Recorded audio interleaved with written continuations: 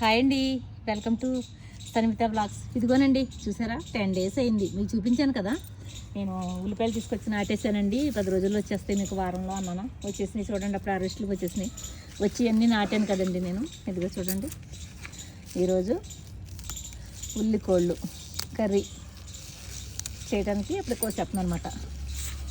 ఈ అంతలో తిరిగి వస్తాయండి రోజులు. ఇలా పెట్టానో లేదో అప్పుడే 10 రోజులు అయిపోయింది.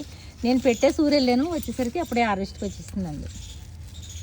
చూసారు కదా, అందుకే నేను అంటున్నాను పదే పదే, మీరు కూడా ట్రై చేయండి.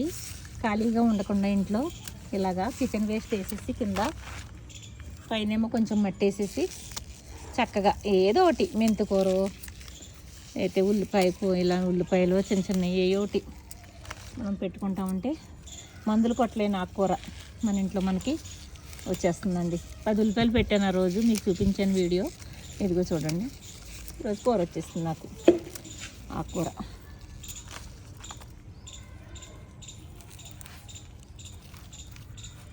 ఎంత గుల్లగా ఉందో, తీర్థం ఉంటే వచ్చేస్తుందండి. ఇదిగో చూసారా, పాయాలు వచ్చేస్తుంది.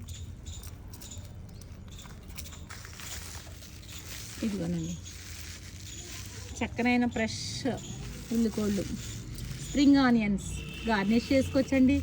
దేంట్లో అయినా వేసేసుకోవచ్చండి. ఇది చక్కగా ఉంటుంది టమాటాలు వేసి వండుకుంటే కూర. చూసారు కదా, ఎంత వచ్చిందండి. మళ్ళీ ఇంకోసారి మళ్ళీ కోసుకొచ్చమాట. ఇదంతా మళ్ళీ వస్తాయి. సరేనా, చూసాను, అందించండి. ఉంటాను, బాయ్ అండి.